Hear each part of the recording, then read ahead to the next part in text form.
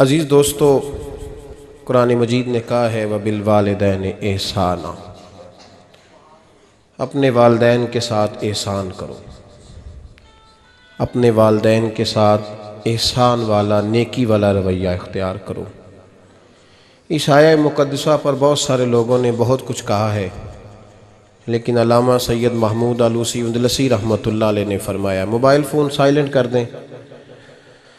और ये जो वीडियो बनाते थक जाते हैं दोस्त मोबाइल फ़ोन वाले, ये मेरा ख़्याल है वीडियो वाले भाई से ही कोई राब्ता शाब्ता कर लें तो थकावट नहीं होगी, बनी बनाई मिल जाएगी। तस्वीरें इतना ज़्यादा ज़रूरी नहीं जितनी हमने ज़रूरत बना ली है। बस ठीक है, ज़रूरत के तहत ठीक है, इतना ज़्यादा इस पे फोकस ना करें वरना असल काम रह जाता है। हमने तो दिल में सजा रखी है तस्वीरें यार, बस ज़रा गर्दन झुकाई देख ली। तो इसलिए इतना ज़्यादा इसको ज़रूरी ना बनाएं, हद ही हो गई है तस्वीरों वाली भी। मैं तो गुजारिश करता रहता हूँ कि इश्तिहार भी बग़ैर फ़ोटो के छपे तो ज़्यादा अच्छा लगता है। और मेरी ये भी राय रहती है कि थोड़ा नाम लिखा जाए, मोहम्मद अजमल कादरी से भी लोगों को पता चल ही जाएगा कौन साहब आ रहे हैं। हमारे इश्तिहार पे कुछ ऐसे अलकाबात लिखे होते हैं जिनका आम आदमी को तर्जमा भी नहीं आता होता, तो ऐसी चीज़ें प्रिंट करने की क्या ज़रूरत है। थोड़े अलकाबात के साथ सादा काम करें। सादगी में हमेशा हुस्न होता है, और जो सादगी होती है वो मिलावट से पाक होती है।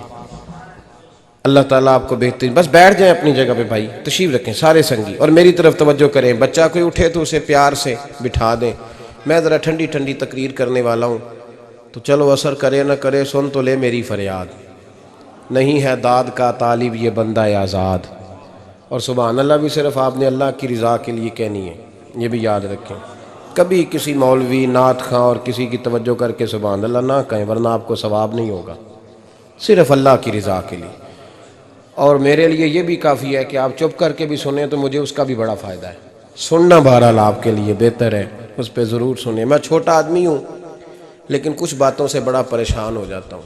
जब लोग कहते हैं ना जिसका ईमान है वो पढ़े, तो जो बेचारा टेंशन में बैठा है, सोच कहीं और चली गई है, वो बेईमान तो नहीं ना। तो क्यों इस किस्म के जुमले हम बोलते हैं जिनकी शरीयत ही हमें गुंजाइश नहीं देती, इजाज़त नहीं देती कि जिसका ईमान है वो हाथ खड़ा कर ले।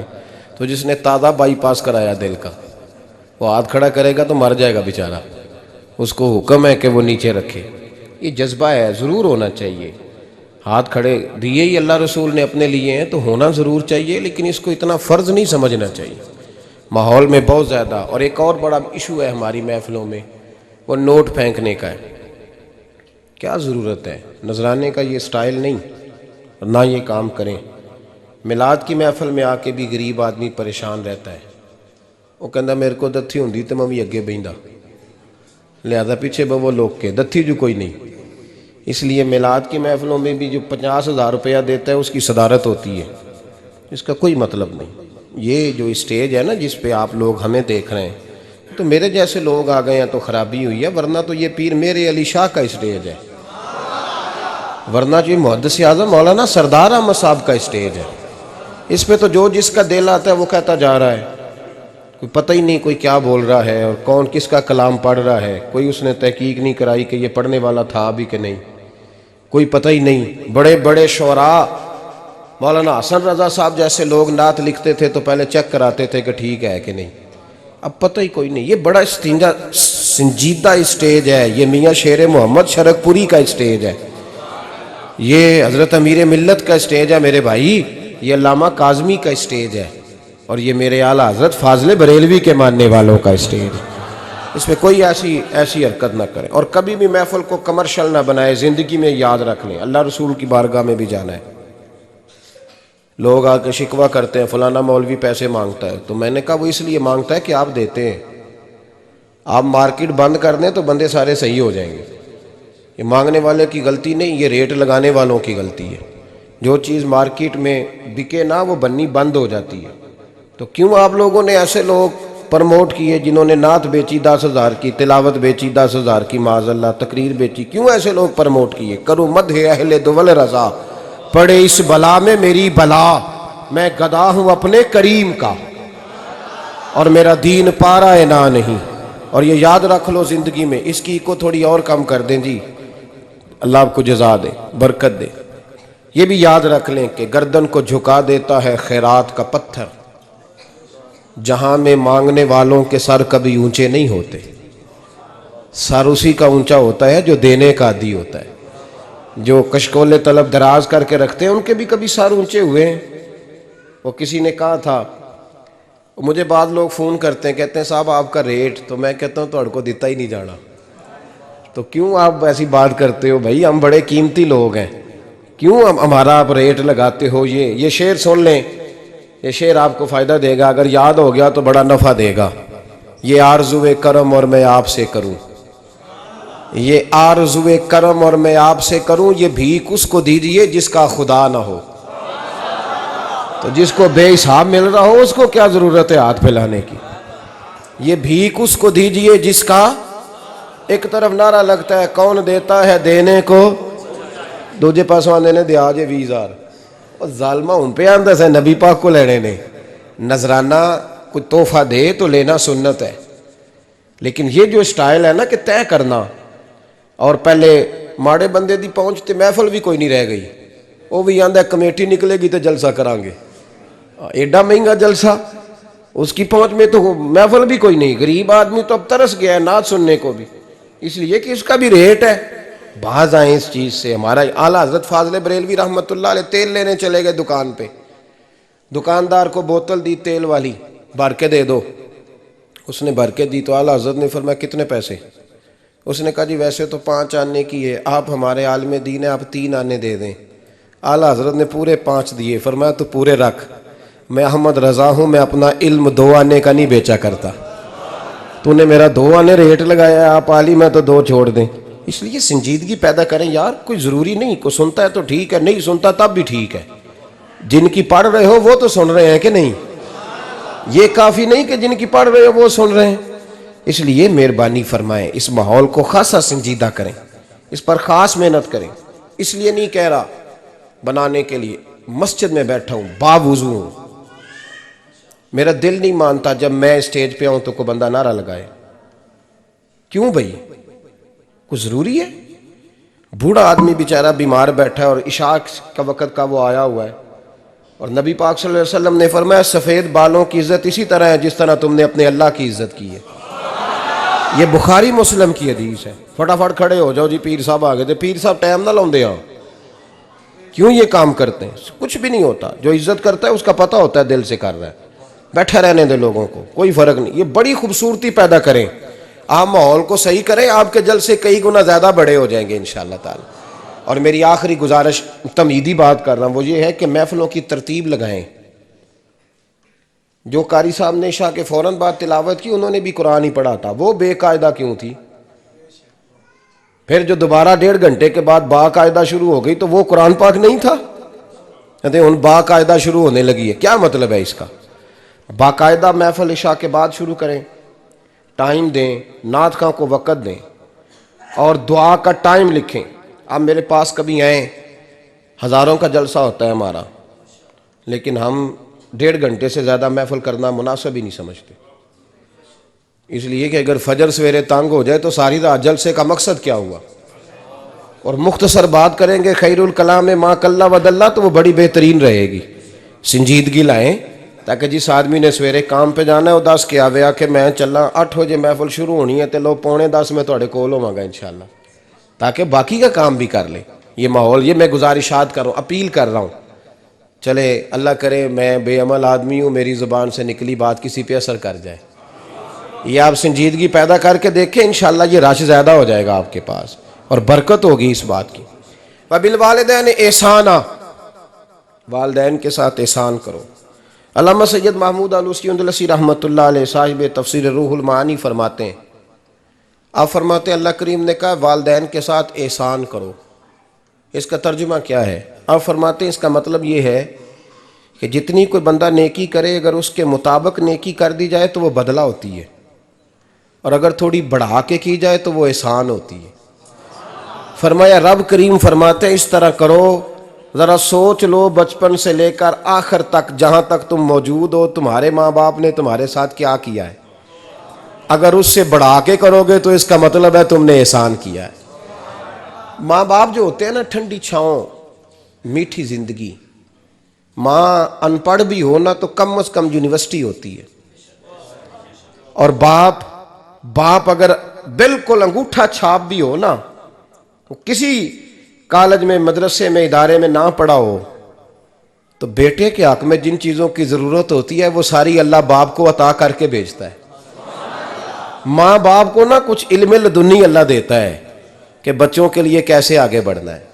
माँ बाप एक हुस्न है मुआशरे का। रब तबारक व तआला की देखे ना, अल्लाह अकबर, दुनिया में किसी की मोहब्बत जांचनी हो ना तो मोहब्बत की तमसील दी जाती है।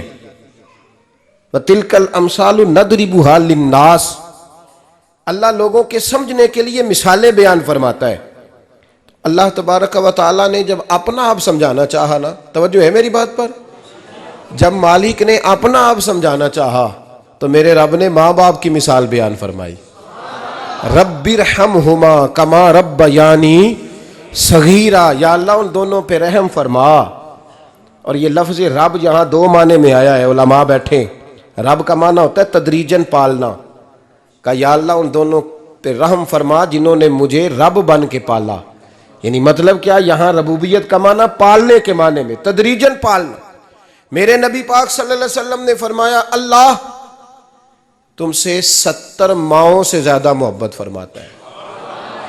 ये इमाम सयूती ने दुर्रे मंसूर में रवायत लिखी है। अच्छा भाई, अल्लाह ने भी मिसाल माँ की बयान फरमाई। फरमाया घर जाके अपनी अम्मा को देख लो, अम्मा तुमसे कितना प्यार करती है। बस उस प्यार को तोलना शुरू कर तो 70 माओं से भी ज्यादा रब तुमसे मोहब्बत फरमाने वाला है। माँ के सीने में ना, देखे ना, एक बच्ची होती है बीए, वो उसने कर लिया, उसकी अम्मा रोज कहती है बेटे सवेरे उठा कर। सास के पास जाएगी तो वो कहेगी कि इसकी अम्मा ने सवेरे उठना सिखाया ही नहीं। अब बेटी कहती है अम्मा जी दो जावांगी वेखी जाएगी। अच्छा, उसकी शादी हो गई, उसकी सास ने आहिस्ता आहिस्ता शिकवे शुरू कर दिए, खामन से कहने लगी तू इसको उठाता ही नहीं सवेरे। वो भी कहता है कमरे में जाके अम्मा शिकवा करती है तू उठती नहीं। और बच्ची लाडली थी, वो नहीं थी उठती टाइम पे। जिंदगी के 22 साल 23 साल वो सवेरे नहीं उठी, वक़्त पे नहीं उठी, मिसाल दे रहा हूं। फिर उसी बेटी को अल्लाह ने एक बेटा अता कर दिया। सुबह 100 आवाज उसकी अम्मा देती थी पर उसकी आंख नहीं खुलती थी। लेकिन उसी बेटी का बेटा सहरी के वक़्त हल्का सा रोता है। सारी दुनिया सोई है पर अम्मा उसकी फटाफट जागती है, फटाफट जागती है। एक आदमी था तो उसकी बीवी इंतकाल कर गई और उसने तलाक दे दी। 10-11 साल का उसका बेटा था, उसने दूसरी शादी कर ली। एक दिन अपने बेटे से कहने लगा बेटे वो सगी अम्मा ठीक थी या ये वाली ठीक है? तो बेटा कहने लगा अब्बा जी ये ठीक है, वो सगी अम्मी झूठ बड़े बोलती थी, सगी अम्मी झूठ बड़े बोलती थी, झूठी थी, ये सच्ची है। उसने कहा बेवकूफ तेरी माँ झूठी थी? उसने कहा अब्बा बड़ी। क्या किस तरह? कहने लगा अब्बा जी मैं ना, कभी आपको पता मैं शरारती हूँ, कभी मैं शरारत करता था ना, कोई बर्तन तोड़ देता था तो मेरी सगी अम्मा मुझे थप्पड़ मार के बाहर निकालती थी। कहती थी मैं ताला लगाऊंगी बावर्ची खाने को, तुझे सारी रात रोटी नहीं देनी, तू आज भूखा ही रहेगा। बिल्कुल नहीं देना, सारी रात नहीं देना। बड़े दावे करती थी, कस्में उठाती थी, पर बड़ी झूठी थी। आधा घंटा भी नहीं गुजरता था तो गलियों में मुझे ढूंढने लग जाती थी, ढूंढ के लाती थी, ढूंढ के, और ला के ना तो गलती मेरी होती थी, रोना मेरी अम्मा शुरू कर देती थी, वे ओए मैनू ना सताया कर वे पुत्रा। फिर मेरी मर्जी का खाना मुझे पका के देती थी, मेरी मर्जी का। और फिर मेरी अम्मा मुझे तोहफा भी देती थी। अब्बा जी वो झूठी थी, पहले कह रही थी सारी रात नहीं देना, अब आधा घंटा। ये बड़ी सच्ची है जवाब भाई है। मैं शरारत करता हूँ तो थप्पड़ मार के निकाल देती है, कहती है रोटी नहीं देनी। फिर मैं सारी रात रो के गुजारता हूँ पर नहीं देती। ये सच्ची है, वो झूठी थी। तू माँ के दर्द को क्या समझे? बच्चे तो कहते हैं अम्मा ने हमें कैद कर दिया, अम्मा कहती है मेरी मर्जी से खाओ। और तुझे नहीं पता उसने कैद नहीं किया, वो तुमसे प्यार बड़ा सच्चा करती। और बड़ा सच्चा प्यार करती है तेरे साथ, बड़ा सच्चा। बेटा बर्गर खा के आ जाता है, अम्मा कहती है रोटी खा ले, कहता नहीं आपने बैंगन पकाए हुए हैं मैंने नहीं खाने। तो अम्मा मिन्नतें करती है, कहती है चल तू दस की खाना है, तेनू सेवियां ना बना दिया, फटाफट दाल पक जाएगी, क्या खाएगा? वो अब्बा जी मेरी तरह करीब से कहते हैं छड़ पर भूख लगेगी तो आप ही खा लेगा। लेकिन अम्मा कहती है इसने रोटी ना खाई तो मुझे नींद नहीं आएगी। तो इस दर्द को समझना, मैं गुलाम हूं एक आस्ताने का, और मैं समझता हूं जो किसी का मुरीद ही नहीं उस पर तो साया ही नहीं, उसे चाहिए किसी बुजुर्ग का साया हासिल करे। लेकिन भाई ये बात भी बड़ी सच्ची है कि मेरे जैसे पीर के हाथ में 5,000 रुपया नजराना दो ना, पीर साहब दुआ करना, तो पीर साहब ने दुआ पक्की याद की हुई है सबके लिए, रट्टी रटाई, अल्लाह खैर करे अल्लाह भला करे, और सबके लिए रट्टा लगाया हुआ है। और अम्मा को बेटा वैसे ही कह जाए, वैसे ही अम्मा मैं इंटरव्यू देने जा रहा हूँ ज़रा दुआ करना, वो बीबियाँ मंगा के दुआए तंजीना पढ़ाना शुरू कर देती है, और सारी सारी रात मुसल्ले पे बैठी। इस दर्द को समझना। और भाई बड़ा वेल ड्रेस बेटा होता है, वेल ड्रेस नौजवान, वो 18,000 का जोड़ा पहनता है, 7,000 का जूता खरीदता है, वो कीमती किस्म की घड़ी इस्तेमाल करता है। लेकिन उसी बच्चे के जब अपने बच्चे होते हैं ना, तो बीबी को कहता है ये ले 10,000 रुपया, बच्चों के कपड़े खरीद ले, मेरे सही है अभी कल ही तो खरीदे थे। और बाप, और तू समझा ही नहीं यार, 30 साल बाप ने जवानी सारी सऊदी अरब को दे दी, लेकिन तेरा ख्याल रखा। मैं ऐसे लोगों को जानता हूं जिन्होंने 30-30 साल परदेश में कंबल नहीं बदला, और जहां गए थे तो एक कंबल खरीदा था फिर बदला नहीं। तू माँ बाप के बारे में, और यहां बच्चे हिसाब करते फिरते हैं, भाई तो पिछले महीने भी 5,000 दिता सी, तुसी पैसे ना कर दे की हो, माँ बाप से हिसाब करता है तू। तिरमिजी शरीफ के लफ्ज है, एक सहाबी ने आके अर्ज की या रसूल अल्लाह पैसे विरासत के नहीं, मेरे अब्बा जी ने नहीं दिए मुझे, और मैंने खुद मेहनत करके कमाए, अब मेरा अब्बा मुझसे पैसे मांगता है तो क्या करूं, और मेरे हैं, मैंने कमाए हैं, अब्बा जी ने नहीं दिए, विरासत नहीं, हिस्सा नहीं मिला। हुजूर मेरा अब्बा मांगता है तो मेरे लिए हुक्म क्या है? तो नबी पाक ने फरमाया क्या कहा तुमने, पैसे तेरे हैं? कहा हुजूर हाँ। तो फरमाया अब्बा किसका है? कहा या रसूलल्लाह मेरा। तो फरमाया अगर तू अपने वालिद का है तो तेरी हर शय तेरे वालिद की है, तू भी तेरे वालिद का है तो तेरा माल भी तेरे। माँ और बाप ये तो हुस्न है जिंदगी का, ये तो वकार है इंसान का। जब तक माँ बाप का हाथ पकड़ के चलोगे ना, रास्ते सीधे रहेंगे, और जिस दिन उंगली छोड़ के सड़क पे निकलना पड़ा ना, सर चकराने लगेगा। याद रखना ये बड़ा मुश्किल काम होता है। लोगों का तो रुख ही उस दिन वादे होता है जिस दिन आदमी साये से महरूम होता है। अम्मा तो कमरे में पड़ी हो ना, औरंगजेब आलमगीर की मां फौत हो गई, 350 कमरा था महल का, और अम्मा 12 साल टांगों से माजूर रही औरंगजेब आलमगीर की। अम्मा 12 साल कमरे से निकल नहीं सकी, साथ ही वाशरूम था या जो भी उस दौर में तरीका था। औरंगजेब जब महल में आते थे तो फिर भी सीधे अम्मा के पास जाते थे, और जब वापस निकलते थे फिर भी अम्मा के साथ। औरंगजेब की माँ का जनाजा उठा तो औरंगजेब ने रोना शुरू किया। फिर सालों बीत गए पर उसके आंसू खुश्क नहीं होते थे। एक शख्स ने कहा तेरी कोई अनोखी मर गई है, सारी दुनिया की मरती हैं। उसने कहा मैं बादशाह हूँ, 24 घंटे लोगों का आना जाना है, बड़े दबदबे हैं, बड़े डेरेदारियां हैं, बड़ी भैंसें, बड़ी गायें, बड़े खाने वाले, बड़े लांगरी। मेरी माँ बूढ़ी थी, एक कोने में पड़ी रहती थी, पर जब से वो गई है ये मुझे महल नहीं लगता, मुझे कब्रिस्तान लगता है। मुझे लगता है ये कब्रिस्तान है। माँ और बाप तो तेरी नेमत है भाई। हम बच्चे, हमारे आजकल के बच्चों ने एक मसला बड़ा पक्का याद कर लिया, कहते मौलाना पीर साहब पसंद की शादी करना जायज नहीं। मैं कहता हूं साहब और भी बड़ी चीजें जायज है, सिर्फ एक ही शय जायज रह गई है। रसूल पाक सल्लल्लाहु अलैहि वसल्लम सिवाय अल्लाह के किसी के पाबंद नहीं, किसी के पाबंद नहीं। पर जनाब सैयदा खतीजतुल कुबरा रदी अल्लाह ताला अन्हा ने पैगामे निकाह दिया, या रसूलल्लाह मैं शादी करना चाहती हूँ, हुजूर किसी के पाबंद नहीं। पर मेरे महबूब ने फरमाया मेरा चच्चा मेरे वालिद की जगह है, मैं अपने चाचा से पूछ के तुम्हें जवाब दूंगा। ये है पसंद की शादी जो मेरे नबी ने बयान फरमाई है। तू सारा कुछ क्रॉस कर करके गुजर जाता है। यहां तो हाल ये है कि पालने वाला कोई और साए में बैठने वाला, बाग तेरे दी कर कर राखी मैं सारी उम्र गुजारी, तो जदों ये फल पकन ते आया ते लै गए होर व्यापारी। और बेटा गुजरता है अम्मा के दरवाजे के आगे से, अम्मा के दरवाजे के आगे बेटा अमरूद लेके आया है 6 किलो। तवज्जो है मेरी बात पर? इधर देखें जी, छोड़ें थोड़ी देर हमारी सुने। वो अमरूद लेके आया 5-6 किलो, तो अम्मा के दरवाजे के करीब से गुजर गया रात को।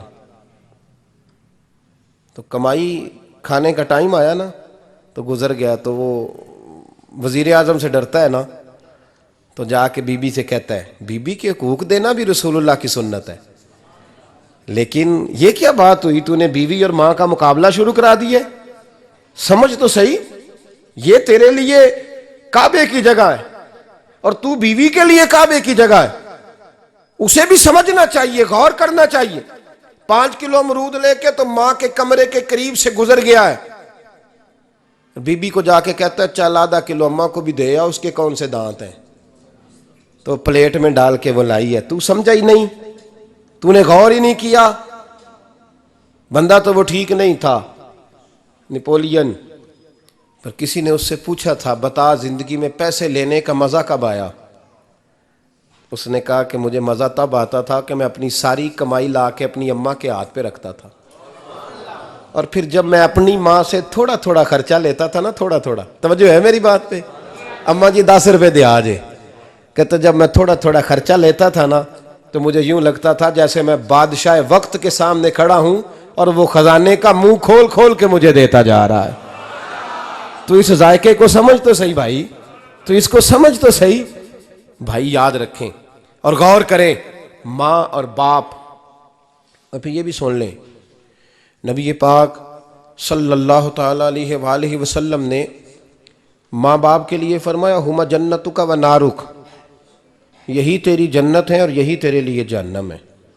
अगर ये राजी हो गए तो तेरे लिए जन्नत है, नाराज हो गए तो चाहे तू 100 पीर के मज़ार पे हाजिरी दे आ, लेकिन जब तक अब्बा राजी नहीं उतनी देर तक अल्लाह राजी।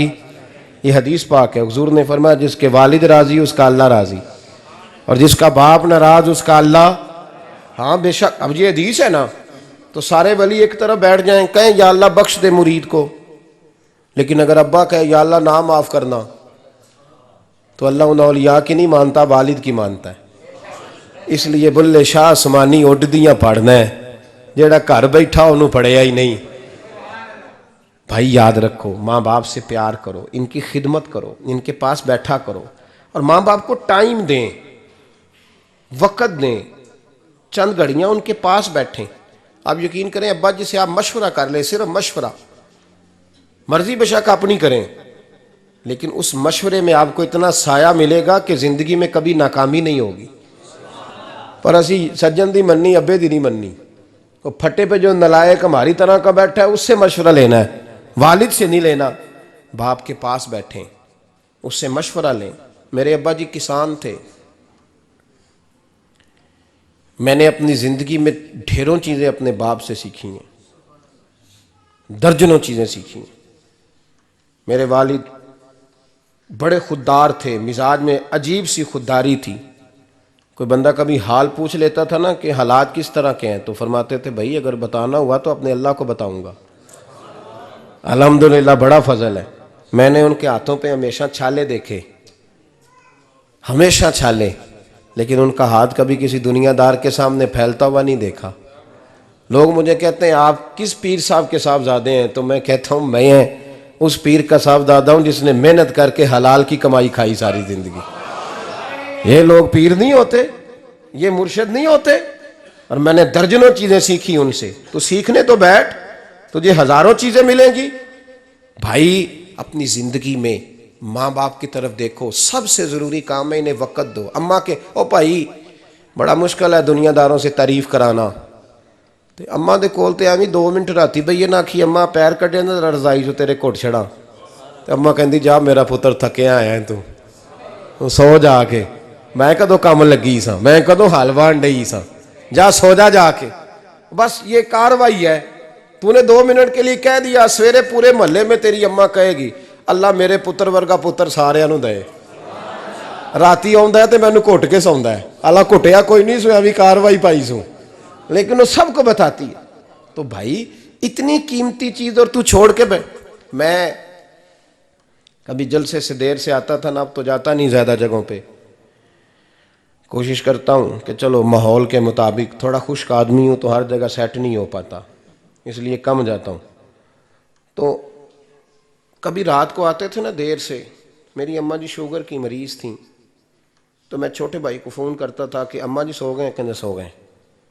तो मैं कहता था कि तू ना इस तरह कर, नीचे आ जा, 2 बज गए, वो शुगर की मरीज़ है, आँख खुल जाए ना तो दोबारा लगती नहीं बुज़ुर्गों की, तो तू दरवाज़ा खोल दे, अंदर दस्तक दी तो दिक्कत होगी। तो मैं जूते उतार के अंदर दाखिल होता था, तो पहला कदम रखता था तो मेरी अम्मा बोल पड़ती थी पुत्र आ गए, आ गए। ओ भाई तू इस दर्द को समझना, कोई तुझे मिलेगा, कोई मिलेगा तुझे ऐसा। अब मैं दूर दराज भी चला जाता हूँ, उनकी ज़िंदगी में नहीं जा पाया, कहते हमने नहीं जाना, घर में रहना है, इस कैफ को समझ ले, इस दौलत के करीब हो जा। हज़रत अबू हुरैरा रदी अल्लाह ताला अन्हु फरमाते हैं मेरी अम्मा बूढ़ी थी, मैं उनकी खिदमत करता था। बाप की खिदमत और माँ की खिदमत सबके हिस्से में नहीं आती, ये रब जिसे महबूब रखता है उसे ये मौके अता करता है।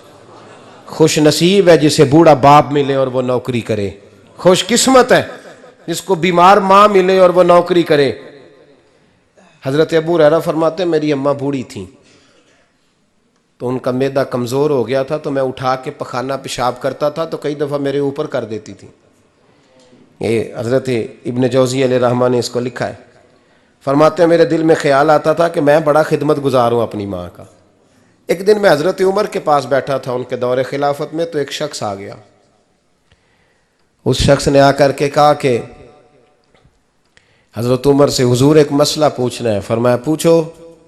वो कहने लगा हुजूर मेरी अम्मा बूढ़ी हो गई है, बीमार रहती है, मरीज़ा है, मुझे आवाज़ देती है बेटे पेशाब आया है, आवाज़ देती है, तो मैं अम्मा को उठाता हूँ, अभी मैं बैतुल खिला तक वाशरूम तक जाता नहीं कि मेरी अम्मा मेरे ऊपर पेशाब कर देती है। हज़रत उमर से कहने लगा हुजूर बचपन में मैं अम्मा पे पेशाब करता था, अब अम्मा मेरे ऊपर कर देती है तो हक अदा हो गया ना। हज़रत अबू हुरैरा कहते हैं जब उसने सवाल पूछा तो मेरे भी कान खड़े हो गए। मैंने कहा ये तो मेरे वाला मसला पूछ रहा है, मेरे वाला मसला पूछ रहा है। मेरे पास एक दोस्त जुमा पढ़ने आते हैं बड़ी दूर से, मुझे कहने लगे हज़रत साहब जदों भी मैं आना ना तुसी मेरी ही गल छेड़ देंदे हो, वो जो बात होती है ना बिल्कुल मेरी होती है। मैंने कहा नहीं यार जो मैं कर रहा होता हूँ वो मेरी भी होती है, वो सारे मुआशरे की होती है। हमें लगता है कि मेरी हो रही है, हालांकि वो बात हमारी सबकी मुश्तरका होती है। सुन ले और याद रख लें। हजरत अबू हुरैरा फरमाते मेरे कान खड़े हो गए। मैंने कहा इसने तो मेरी बात पूछनी शुरू कर दी। हजरत फारूक आजम से कहने लगा हुजूर बचपन में मैं अम्मा पे पेशाब करता था, वो मेरे ऊपर कर देती है तो हक अदा हो गया। हजरत उमर कहने लगे नहीं कोई नहीं हुआ। उसने कहा हुजूर मुझे समझाएं, वो सारे काम जो मैं अम्मा के साथ करता था अम्मा मेरे साथ करती है तो क्यों नहीं हुआ। हजरत उमर कहने लगे भाई पेशाब तो तू भी अम्मा पे करता था और अम्मा भी तेरे ऊपर करती है, पर तेरी और तेरी माँ की सोच में बड़ा फर्क है। उसने कहा हुजूर किस तरह, तो क्या जवाब है सैयदना फारूक आजम का, लौ काना नबीय्यम बाद लकाना उमर इब्न खत्ताब। क्या जवाब है। हजरत उमर फरमाने लगे तेरी और तेरी माँ की सोच में बड़ा फर्क है। कहा हुजूर किस तरह। फरमाया जब तेरी अम्मा तेरे ऊपर पेशाब करती है ना तो तू दुआ करता है कि या अल्लाह बूढ़ी हो गई है इसे पर्दा दे दे, और जब तू अपनी अम्मा पे पेशाब करता था तो वो दुआ करती थी या अल्लाह मेरे लाल को लंबी जिंदगी अता फरमा। फरमाया ये तेरा और उसका फर्क है, तू पर्दे की दुआएं।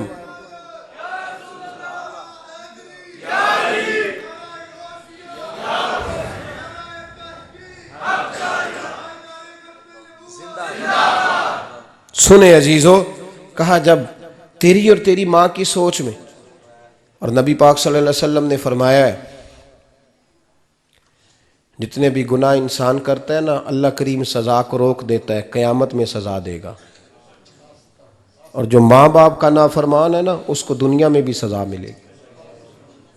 जो माँ बाप का नाफरमान है उसे दुनिया में भी, आप यकीन करें, बच्चे थोड़ा सा पढ़ जाते हैं बेचारे, तो माँ बाप से कहते हैं अब्बा जी तुसी पुराने दौर दे हो, तो की पता होए, और तुझे पता ही नहीं भाई, तुझे खबर ही नहीं, ये पुराने दौर के नहीं, तू बेवकूफ़ों के दौर का है। तू समझ ये कोई तालीम है? अकबर अलाहाबादी ने कहा था हम ऐसी लाखों किताबें काबिले ज़ब्ती समझते हैं, जब्त करने को दिल करता है। हम ऐसी लाखों किताबें काबिले ज़ब्ती समझते हैं जिनको पढ़ के बेटे बाप को खबती समझते हैं। बात है करने वाली, माँ और बाप इतना बड़ा दर्जा है। और भाई सुन लो और इस बात को याद रखना, दुनिया में सियाबी होने से बड़ी विलायत कोई नहीं। सारे वली गौस कुतुब अब्दाल मिलके भी सियाबी के कदमों की खाक तक को नहीं पहुंच सकते, लेकिन हजरत अवैसे करनी सियाबी नहीं बन सके सिर्फ अपनी अम्मा की वजह से, पीछे रहे। महबूब ने फरमाया तू वहां रह के माँ की नौकरी कर, तेरा नबी तुझसे राजी है। इतना बड़ा काम उन्होंने छोड़ दिया, हुजूर की जाहिरी ज़ियारत नहीं कर पाए, और तू कहता है मैं फलाने पीर साहब के आस्थाने पे होता हूं, अम्मा बड़े भाई के पास होती है, मैं जाता हूं तंजीमों के साथ, जमातों के साथ, और अम्मा फलाने के साथ। ये कैसी बात हुई? ये किस तरह का मसला हुआ? जो तेरी ड्यूटी है उस ड्यूटी को पहले अदा कर, नौकरी को पहले कर, फराइज का अदायगी पहले कर। तू फर्ज छोड़ के नफल के पीछे जा रहा है, इस काम को पहले सर अंजाम दे। मेरे नबी पाक सल्लल्लाहु अलैहि वसल्लम ने फरमाया वालदैन के नाफरमान को दुनिया में सजा मिलती। हज़रत मालिक बिन दिनार रहमतुल्लाह ताला अलैह फरमाते मुझे अल्लाह ने 60 हज करने की तौफीक अता फरमाई। कितने?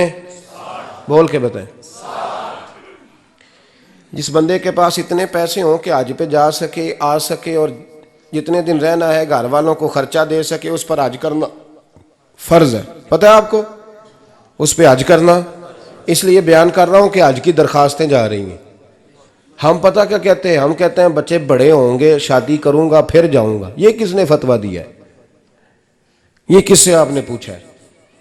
वो जब बड़े होंगे उनकी शादी की चीज उस वक्त आप पे फर्ज होगी। अभी जो फर्ज है उसको अदा करें। और ये तिरमिजी शरीफ की हदीस है, याद रख ले। नबी पाक सल्लल्लाहु अलैहि वसल्लम ने फरमाया जिस पर हज फर्ज था उसने किया नहीं, बगैर हज किए मर गया, या यहूदी होके मरेगा या ईसाई होके मरेगा। इतना बड़ा हुक्म है हज के हवाले से, लेकिन लोग इंतजार करते रहते हैं पता नहीं किस चीज का। जब आपको अल्लाह मौका दे, हिम्मत दे, तो पहली फुर्सत में ये फरीजा अदा करें, ये जरूरी काम है। हजरत मालिक बिन दिनार फरमाते मैंने 60 हज किए। एक हज के मौके पर मैंने बड़ा रश देखा, लाखों का इज्तिमा हुआ। मेरी बातों की समझ तो आ रही है ना आप दोस्तों? जो नहीं बोल रहे उन्हें भी आ रही है ना? अल्लाह जज़ा दे। कहते हैं लाखों का मजमा था, तो मेरे दिल में ख्याल आया, मैंने कहा अल्लाह इतने लोग आए हैं, इनका हज कबूल भी हुआ है कि नहीं? फरमाते मैं सोच रहा था तो रात को ना ख्वाब में मैंने किसी कहने वाले को कहते हुए सुना कि सब का कबूल हो गया है। बल्ख का रहने वाला मोहम्मद बिन हारून बल्खी है, उसका हज कबूल नहीं हुआ। फरमाते हैं शहरों के अलग-अलग खैमे लगते थे। अब भी आप हज करने जाएं तो पाकिस्तानियों की रिहाइशें अलग होती हैं, इंडियन की अलग, बांग्लादेश के अलग, मिस्री, यमनी, सब लोग अलग-अलग रिहाइशें होती, झंडे लगे होते हैं मुल्कों के। कहते मैंने सवेरे उठ के ढूंढना शुरू कर दिया, ढूंढता हूं वो बंदा मिले। कहते हैं जहां बल्ख शहर के लोग रहते थे वहां चला गया, तो मैंने लोगों से पूछा तुम में मोहम्मद बिन हारून बल्खी कौन है? लोग कहने लगे वो तो बड़ा नेक आदमी है, परहेजगार है, बड़े भोले भाले, बड़े अल्लाह वाले, रियाज आपको बस हम ही जानते हैं, वो तो बड़ा नेक है, परहेजगार आदमी। कहते मैंने कहा अच्छा कहाँ है? उन्होंने कहा पहाड़ के पीछे उसने खैमा लगाया हुआ है, सारी रात इबादत करता है, सारा दिन रोजा रखता है, कायमुल लैल है, साइमुद दहर है। क्या बात? फरमाते मैं उन लोगों की बात सुन के हैरान हो गया कि मुझे क्या बताया गया, ये क्या कह रहे हैं। फरमाते मैं पहाड़ के पीछे गया, हज़रत मालिक बिन दिनार अलैहि रहमा फरमाते हैं, जब मैं वहाँ पहुँचा तो मैंने उस शख्स को मुसल्ले पे बैठे देखा। कसरत इबादत के आसार उसके वजूद पर नज़र आ रहे थे। सीधा बाजू उसका कटा हुआ था। फरमाते 2 रकते मुकम्मल करके ना मैंने उससे अस्सलामु अलैकुम कहा तो मुझे कहने लगा वालेकुम अस्सलाम, आप मालिक बिन दिनार हैं? मैंने कहा बड़ी इसकी फिरासत है।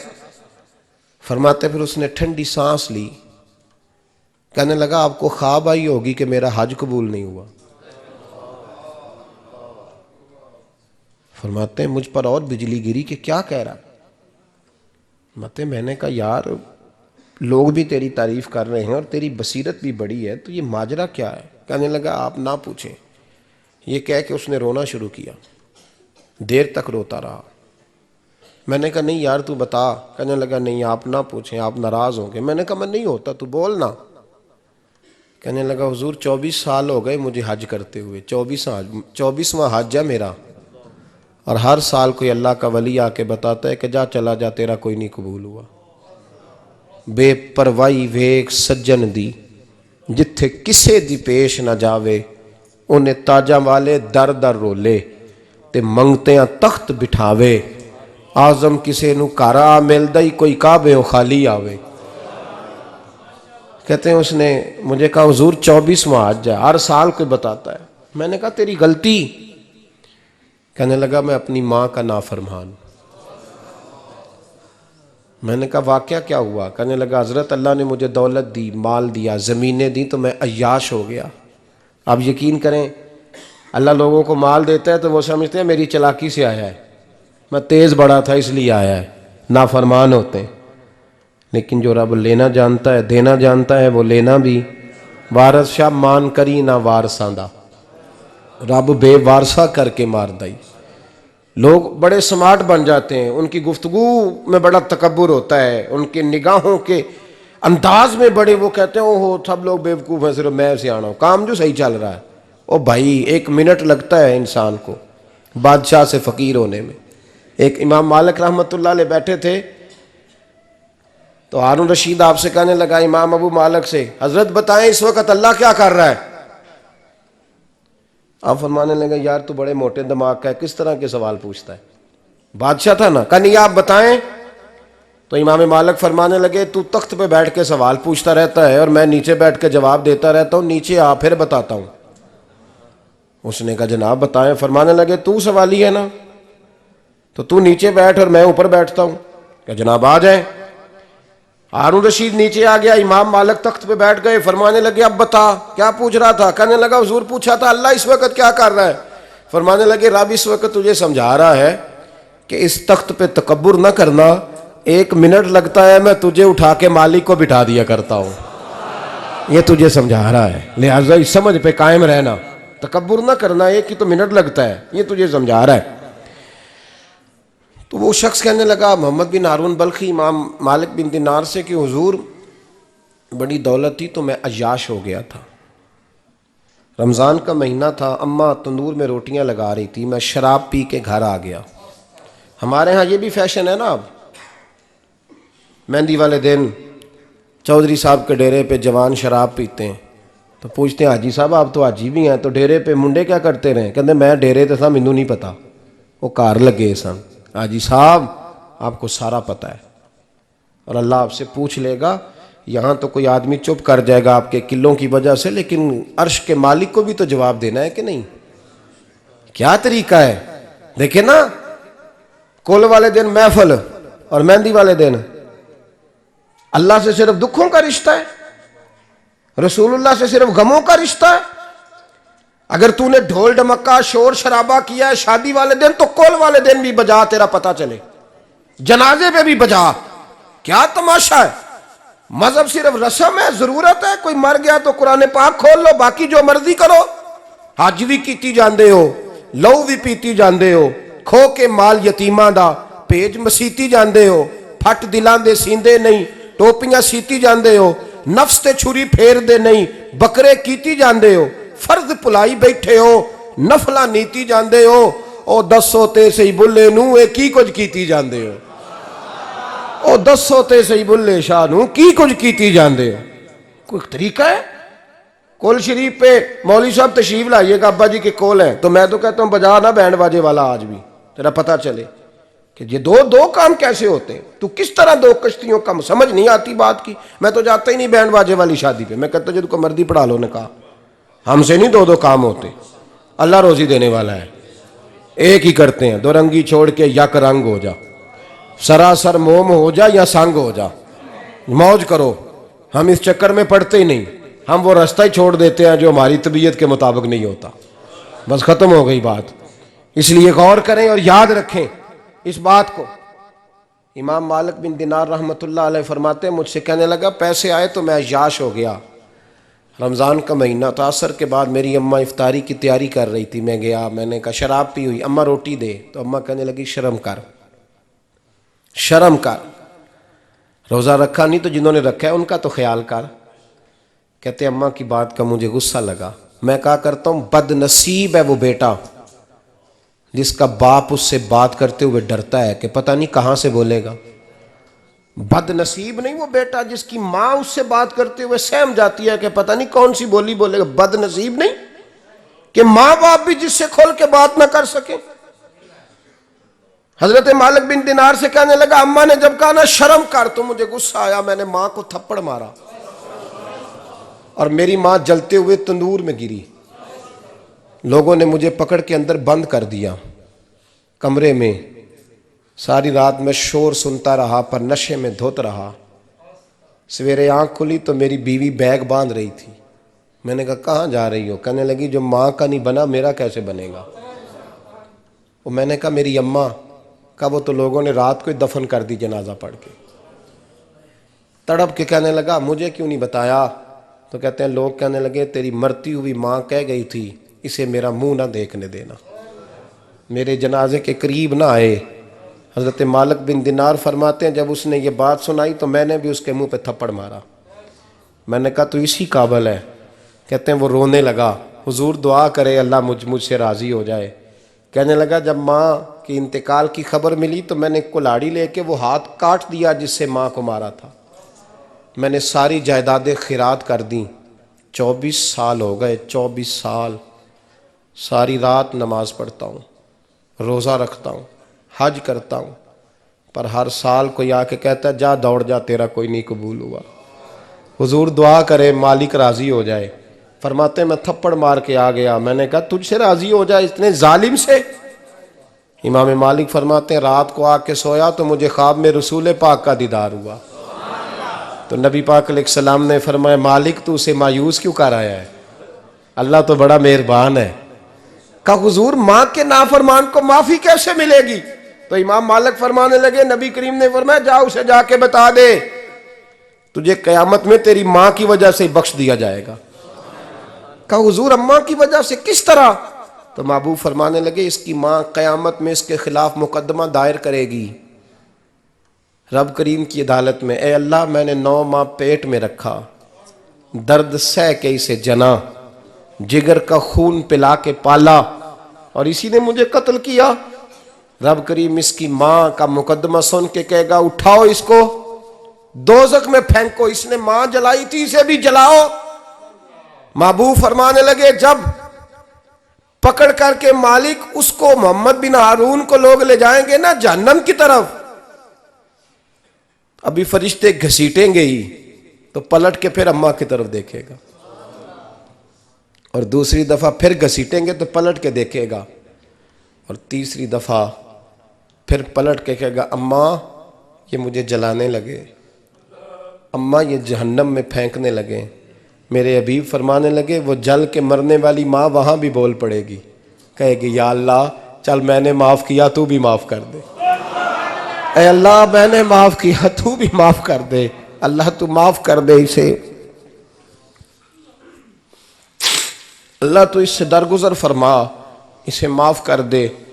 मेरे महबूब पाक अलैहिस्सलाम फरमाते रब करीम कहेगा इसने तुझे जलाया, तो कहेगी अल्लाह ये तो बेटा था इसने जला दिया, मैं माँ हूँ, मेरे सामने जले तो मैं कैसे बर्दाश्त कर सकती हूँ। फरमाया उसने जला के मारा था पर उसी माँ की वजह से रब करीम इसे जन्नत अता फरमाएगा।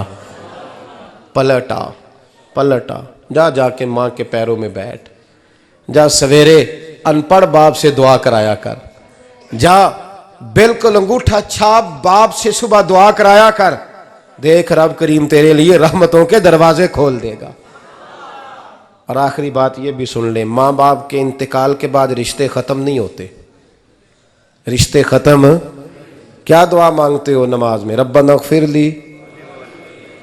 इसका मतलब है माँ बाप तो है ना, वो जो औलाद बचपन में चली जाएगी ना, नाबालगी में, छोटे बच्चे, वो क़यामत में माँ बाप की सिफारिश करेंगे। माँ बाप के इंतकाल के बाद भी आला हज़रत फाज़िल बरेलवी ने 12 हुकूक लिखे हैं माँ बाप के फतावा रज़विया में। फरमाया उनके दोस्तों से दोस्ती रख, उन्होंने जो वादे किए थे वो वादे पूरे कर, अगर उनके ज़िम्मे कर्जे हैं तो अदा कर, और अगर तेरे माँ बाप जो नेकियां करते थे वो नेकियां जारी रख। और इमाम जलालुद्दीन सयूती ने शरह सुदूर में लिखा है, ज़मीन पे रह के गलत काम ना करना, वरना फरिश्ते कब्र में जाके तेरे माँ बाप को कहेंगे तो कितनी बुरी औलाद पैदा करके आया। और फरमाया तो दुनिया में रह के अच्छे काम कर, चाहे दुआ मांग चाहे ना मांग, फरिश्ते कब्र में जाके कहेंगे क्या बात है तुम्हारे बेटे की, कैसा लाल पैदा किया है, दुनिया खैर से भर दी है। और भाई मुझसे कोई बंदा पूछे ना कि माँ बाप को इसाले सवाब का सबसे बेहतरीन तरीका, तो मैं कहता हूँ बेटे नमाजी हो जाओ। क्या कर? ताकि हर नमाज की आखिरी रकत में तो कहे रब्बना इग़फिर ली। नमाज अल्लाह की जिक्र माँ बाप का अल्लाह ने रख दिया है, रब्बना इग़फिर ली हर नमाज की हर आखिरी रकत में ख़त्म शरीफ पढ़ा जाएगा। और नमाज के अंदर पढ़ेंगे इंशाअल्लाह ताला, पढ़ेंगे नमाज इंशाअल्लाह, वादा नहीं करा रहा। दाढ़ी किसकी सुन्नत है? नहीं, जिन्हें नहीं रखी हो बोलो, जिन्हें रखी हो तो बोलन डैन है। किसकी सुन्नत है? तो सरकार के गुलामों ने रखनी है, किसी और ने रखनी है? गुलाम कहते हैं अभी हम नेक ही नहीं, नेक होंगे तो रखेंगे। वो खुदा के बंदो, नेक तो सारी जिंदगी बंदा नहीं होता। कभी किसी ने दावा किया है वली गौस कुतुब ने कि अब मैं बिल्कुल गुनाह नहीं करता, मैं पाक साफ हो गया हूँ? किया है कभी? ये शैतान का वसवसा है। दाढ़ी हुजूर की सुन्नत है, और रखो तो नबी पाक की मर्जी के रखो, पूरी मुट्ठी रखो, अपनी मर्जी की ना रखो। जितनी मुझे अच्छी लगती है उतनी मैंने रख ली। एक मुट्ठी दाढ़ी रखें, सारी दुनिया की ट्रेनें गुजरती हैं तो गुजर जाएं, नमाज का वक्त नहीं गुजरना चाहिए। बस ख़त्म हो गई बात। दुनिया तो चंद रोज़ है, ओ पईयां देस दियां कबरां जिन्हां ते फुल पे, उधरों कोई नहीं जी आमदा तो इधरों लखां गए। नमाज सबसे पहले, इसलिए कि रब रसूल के बगैर हमारा गुजारा ही नहीं, गुजारा ही नहीं। नमाज, कुरान पाक और दुरूद सलाम, ये कज़ा होना ही नहीं चाहिए, जो मर्जी हो जाए। और साथ साथ सुन्नत और शरीयत का लिहाज करना सीखें। और मेरी अपील ये है, हर इमारत पे गुलाफ नहीं चढ़ता, सिर्फ खाना काबा पे चढ़ता है। हर किताब का गुलाफ नहीं होता, सिर्फ कुरान पाक का होता है। हर बीबी का पर्दा नहीं होता, सिर्फ मुसलमान औरत का होता है। जो चीज़ें पर्दों में होती हैं ना, वो मुकद्दस होती हैं। और भाई टाफ़ी से भी रैपर उतार दो तो मक्खियाँ बैठने लगती हैं। तो जो बीबी पे पर्दा होगी उस पर बुरी नज़रें नहीं जमेंगी। ड्यूटी है आपकी, बेटियों को पर्दा कराएं, बहनों को पर्दा कराएं, माँ बाप माओं को गुजारिश करें। पर्दा हुस्न है मुसलमान का। जिस घर में पर्दा रहता है उस घर में अल्लाह के फरिश्ते रहमत नाज़िल फरमाते हैं। ये कोई फैशन, कोई तरीका, कोई मतलब ही नहीं इन चीज़ों का। बापर्दा करें अपने घरों को। दुआ करता हूँ अल्लाह तबारक व तआला मेरी इस हाज़िरी को कबूल फरमाए। अल्लाह आप सब का आना कबूल फरमाए। और जो कुछ मैंने कहा अल्लाह तबारक व तआला हमारे दिलों में, हमारी रूहों में इस जज्बे को जागुज़ी फरमाए। आखिर दावाना अल्लाह सलामत रखे। अब काफ़ी नहीं हो गया काम? अल्लाह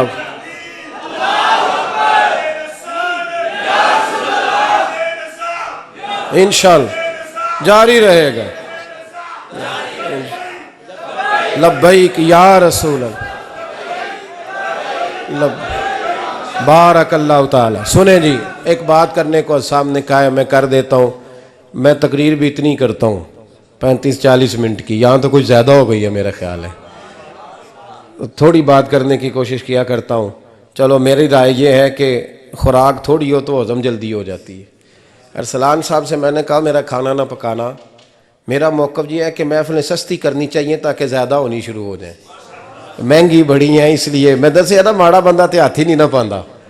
तो मैं कहा करता हूँ कि कम से कम खर्चा हो। हमारे करोड़ों रुपया सालाना लगता है महफ़िलों पे, अगर अरबों कह दूँ तो फिर भी बात गलत, लेकिन उसका रिज़ल्ट हमें उस तरह का नहीं मिलता जिस तरह का मिलना चाहिए। देखें ना, आपने अज़मत वालदैन पे प्रोग्राम किया। मेरी राय यह है कि हुकूक़ ज़ौजैन पे भी होना चाहिए, और शादी से पहले हर बच्चे को मियाँ बीवी के हुकूक़ का पता होना चाहिए। बाद में 3 तलाक़ें दे के आ जाते हैं, कहते हैं मैंने पता ही नहीं सी। तो अगर पहले पता कर लेंगे तो ये तमाशा नहीं लगेगा, लेकिन ये काम होता नहीं। बहन भाइयों के हुकूक़ पर बात होनी चाहिए, ये बड़े ज़रूरी काम है। और ये भी सारा मेरे नबी पाक का मिलाद ही है, इसलिए कि ये बातें मुस्तफ़ा ने सिखाई हैं हमें सल्लल्लाहु। एक बात कही हज़रत ने, मैं अर्ज़ कर देता हूँ। मुहद्दिस इब्न जौज़ी रहमतुल्लाह अलैह एक बुज़ुर्ग के बारे में फ़रमाते हैं, वो कहते हैं कि बाज़ लोगों ने तो उनका अपना नाम लिखा है और बाज़ जगह पे एक और बुज़ुर्ग का जिक्र है, और बयान रवायत हज़रत मुहद्दिस इब्न जौज़ी फ़रमाते हैं। वो कहते हैं कि मैं घर में कोई काम कराना था, काम होते हैं ना छोटे मोटे घर में, तो फरमाते हैं मैं मज़दूर लेने गया बगदाद में। चौकों पे मज़दूर सारी उम्र का मज़दूर ही है ना बेचारा। अमीर तो अमीरतर होता जा रहा है और गरीब गरीबतर हो रहा है। हमारे तो पीर भी लोगों को कह रहे हैं फ़कीर हो जाओ, खुद अमीर होते जाते, खुद रोज़ बरोज़ अमीर हो रहे हैं, दुनिया को कह रहे हैं फ़कीर हो जाओ। तुम भी तो थोड़ा फ़क्र इख्तियार करो ना भाई, जो दर्स दे रहे हो। इल्ला माशाअल्लाह, सबकी बात नहीं करता। फरमाते हैं कि मैं ना मज़दूर लेने गया, बगदाद के चौक में मज़दूर बैठे होते थे, तो मेरी उन मज़दूरों में से ना एक नौजवान बच्चे पे नज़र पड़ी। बड़ा कमज़ोर सा वजूद था, लेकिन चेहरे पर इबादत का निशान था। माथा बताता था कि नमाज का बड़ा ख्याल रखता है। मैं उसके करीब गया, चेहरे भी बड़ा कुछ बताते हैं ना, चेहरों में भी बड़ी रानाई होती है। फरमाते हैं मैं करीब गया, तो मैंने उसको कहा बेटे मज़दूरी करोगे? तो कहने लगा मज़दूरों में बैठा हूँ तो हुज़ूर मज़दूरी के लिए ही तो बैठा हूँ। तो मैंने कहा कि चलो फिर। कहने लगा नहीं मेरी कुछ शर्तें। मैंने कहा बताओ? कहने लगा पहली शर्त यह है कि लोग 4 दिनार दिहाड़ी लेते हैं, मैं 3 दिनार लूँगा। मैंने कहा यार बे तो बड़ी बेहतरीन है, बाकी भी इस तरह की रख ले।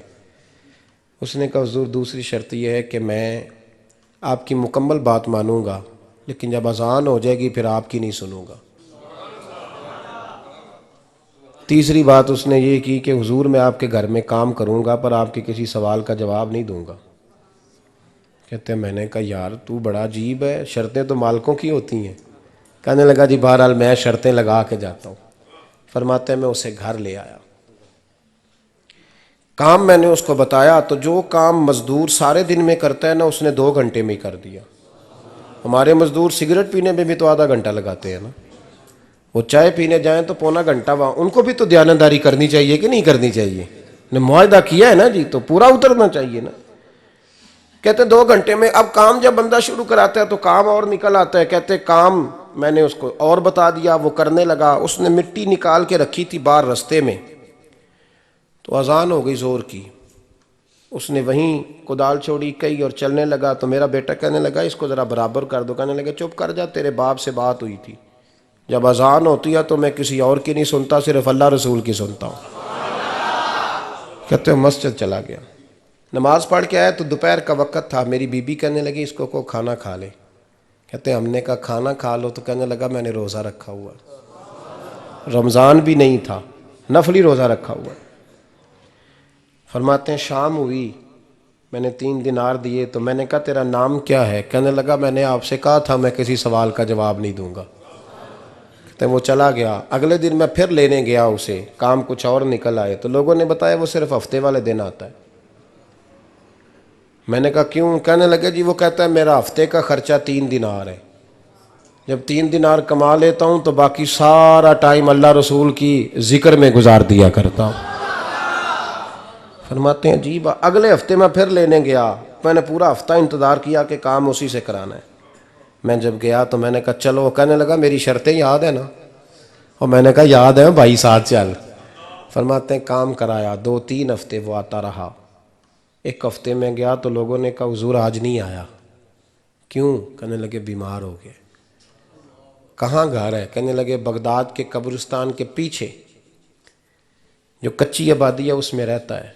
फरमाते मैं गया, दरवाजे पे दस्तक दी तो कहने लगा हुजूर आप हैं? दरवाज़ा खोला है, आ जाइए। फरमाते मैं अंदर गया तो मैंने कहा तुम्हें कैसे पता चला मैं आया हूँ?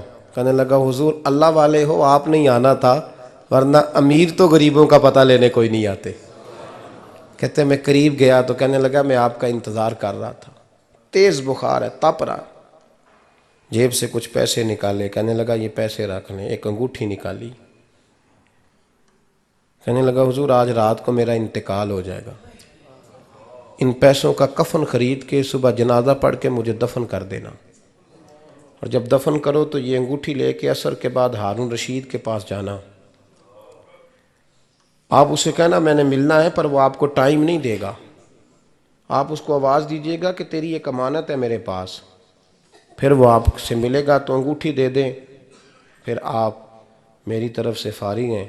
हज़रत फरमाने लगे तेरा नाम? और कहने लगा हुजूर वक़्त थोड़ा है, आज रात मैंने जाना है, बड़ी लंबी माफ़ी मांगनी है रब करीम से, अगर मुनासिब समझे तो मुझे अपने रब से तन्हाई करने दे। फरमाते हैं मैं आ गया, पर उसकी बातों ने मुझे सारी रात सोने नहीं दिया। फरमाते हैं सुबह बड़ी मुश्किल से सूरज निकला, मैं गया, दरवाजे पे हाथ रखा तो दरवाज़ा खुला हुआ था। अंदर दाखिल हुआ तो खुशबुएं मेरा इस्तकबाल कर रही थी। जब चेहरे से कपड़ा हटाया तो उसका तो इंतकाल हो चुका है, इंतकाल हो चुका है, ऐसे जैसे किसी का दीदार करके सोया है। कहते मैं तो 2 आदमी ले गया था जनाजे पे, पर पता नहीं दुनिया किधर किधर से आई, कहाँ कहाँ से। अखां जदों मीटियां जमाना मैनू रोवेगा, अपना ते अपना बेगाना मैनू रोवेगा, अपना ते अपना। और मियाँ साहब ने कहा था बाद मरन दे मुखड़ा मेरा हो जावे जे ताज़ा, फिर समझ लेना महबूब मेरे ने आन पढ़िया जनाजा।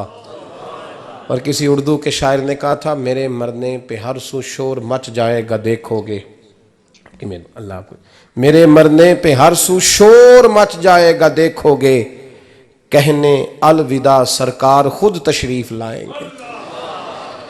फरमाते हैं मैं तो 2 बंदे ले गया था, पर पता नहीं मखलूक कहाँ कहाँ से आई। जनाजा पड़ा, दफन किया। हारून रशीद के पास में असर के बाद गया, मैंने बुलाना चाहा पर बादशाह था, मेरी तरफ देखा ही नहीं। मैंने उसको कहा तेरी एक अमानत मेरे पास है। फरमाते हैं वो मुझे कोने पे ले गया, क्या बात है? कमरे में बुलाया, मैंने अंगूठी दी। हारून रशीद तो चीखे मारने लगा, कहने लगा अंगूठी वाला कहाँ है? मैंने कहा वो तो इंतकाल कर गया। कहने लगा मुझे कब्र पे ले चल। कहते मैं कब्र पे लाया तो वो लेट गया, तड़प के रोने लगा। मैंने कहा मेरा कलेजा फट जाएगा, ना उसने कुछ बताया ना तूने बताया, ये कौन था? तो हारून रशीद कहने लगा ये मेरा बेटा था। मैंने कहा तेरा बेटा और मजदूर?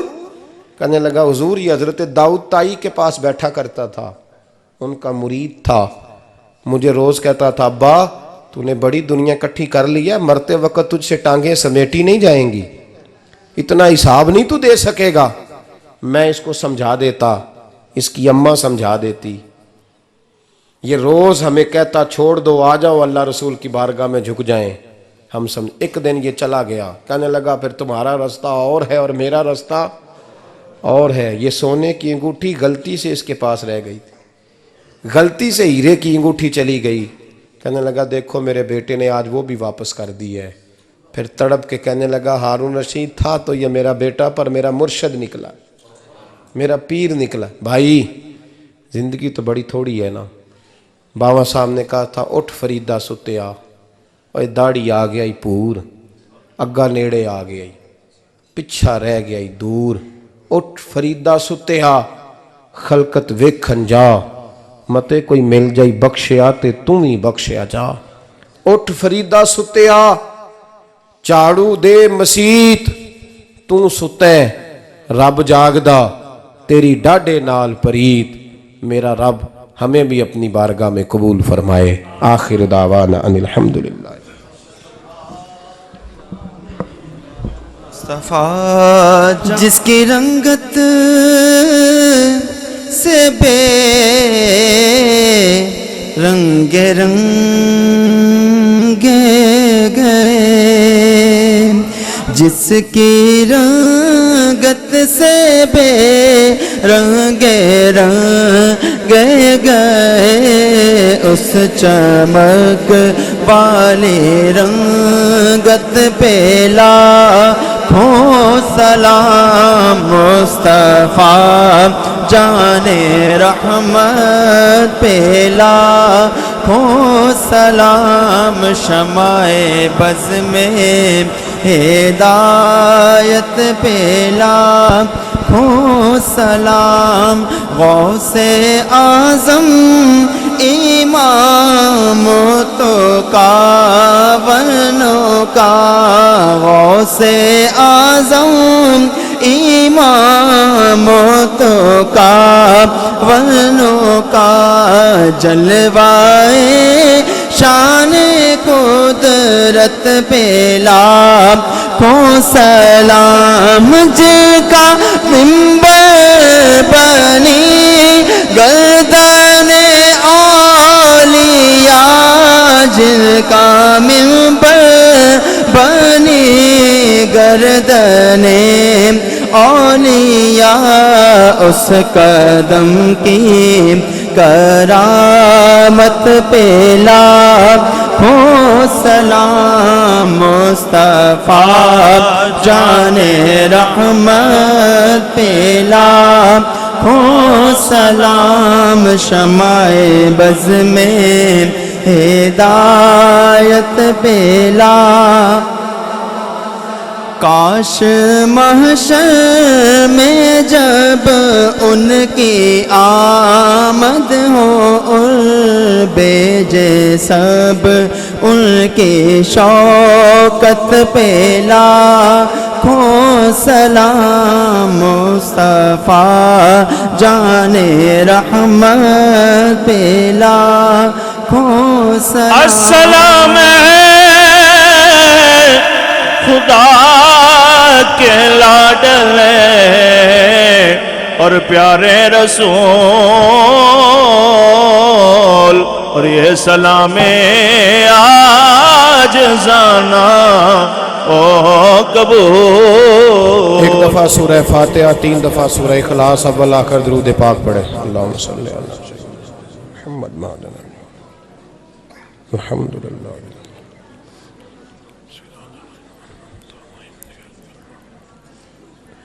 कुल हु अल्लाहु अहद अल्लाहु समद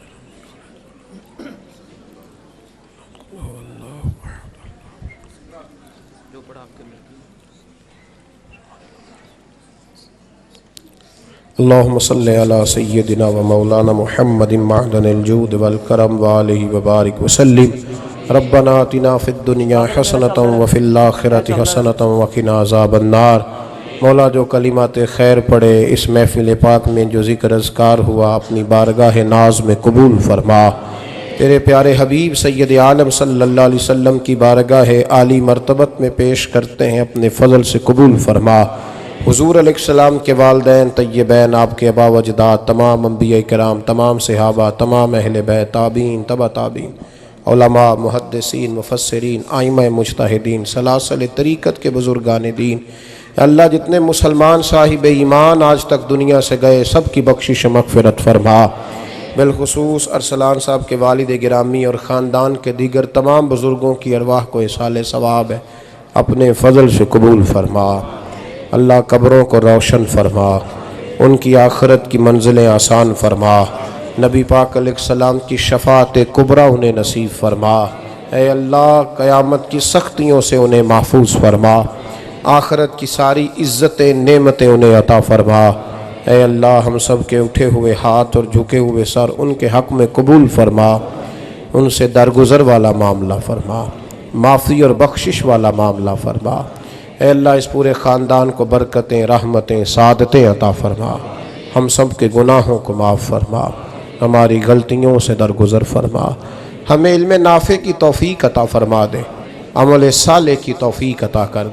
मालिक सजदों का ज़ौक़ दे दे, इबादतों का शौक़ दे दे, तिलावतों की लज्जत दे दे, अपना बना के रख।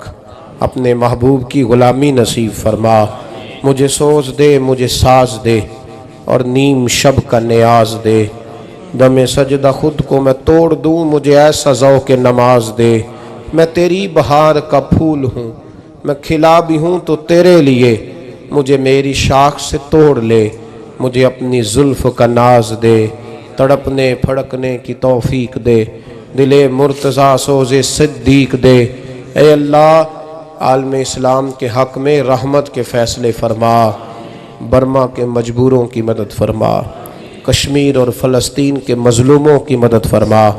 पाकिस्तान को इस्तेहकाम और निज़ाम मुस्तफ़ा सल्लल्लाहु अलैहि वसल्लम की ठंडी छाँव अता फरमा। कुर्बो जवार से जितने दोस्त भी आए हैं सब की दिली मुरादें पूरी फरमा। ऐ अल्लाह बीमारों को शिफा दे दे, मकरूज़ों को कर्ज़ों से रिहा कर दे, तंग दस्तों को फराखी रिज़्क़ अता फरमा दे। रब्बिग़फ़िर वरहम व अंत खैरुर राहिमीन। अल्लाहुम्मा इन्ना नस्अलुकल अफ़्वा वल आफ़ियत फ़िद्दीन वद्दुनिया वल आख़िरा। व सल्लल्लाहु तआला अला हबीबिही सय्यिदिना व मौलाना मुहम्मदिन व आलिहि।